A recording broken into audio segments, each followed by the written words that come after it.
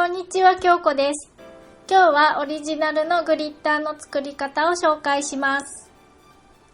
よく使うクリア系とシルバー系のグリッターは多めに作って保存しておくとアートに少し華やかさを出したい時にとても便利です。まずはクリア系のグリッターの中身を紹介します。一つ目はクリアオーロラ系の小さな粒子のグリッタ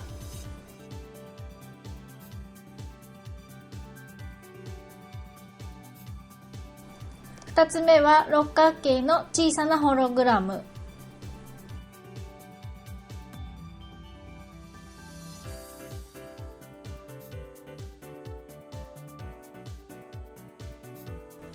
3つ目は同じカラーの大きめの六角形のホログラム。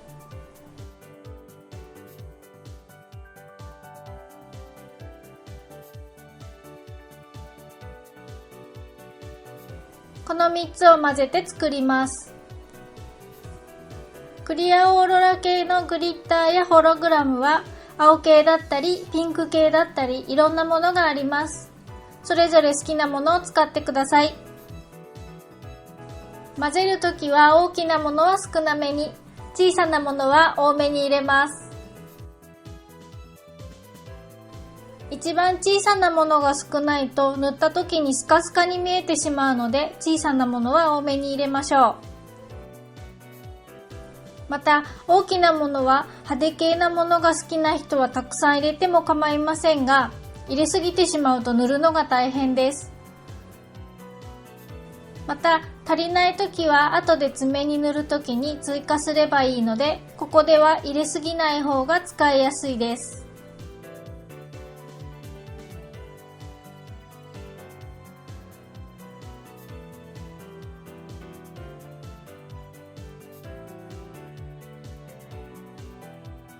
次にシルバー系のグリッターの中身を紹介します。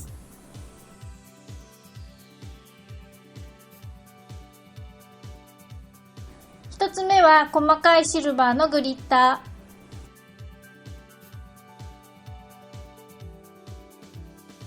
二つ目は一つ目より少し大きなシルバーのグリッタ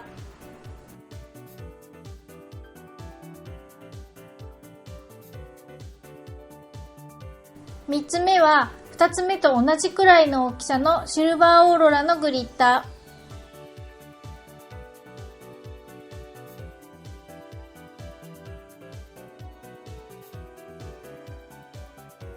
4つ目は小さな六角形のシルバーオーロラのホログラム。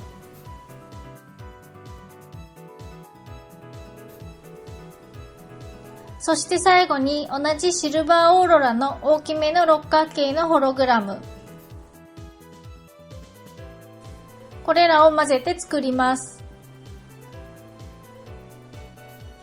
こちらも大きなものは少なめに、小さなものは多めに入れます。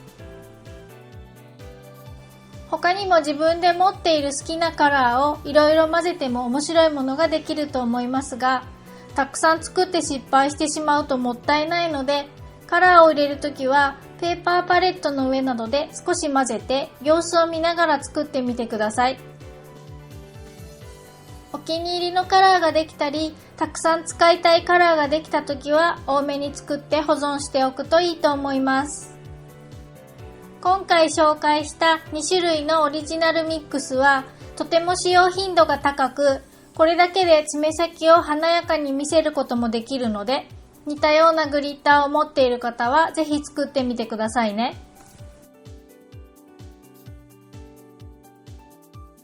この動画が役に立ったらいいねボタンを押していってくださいね。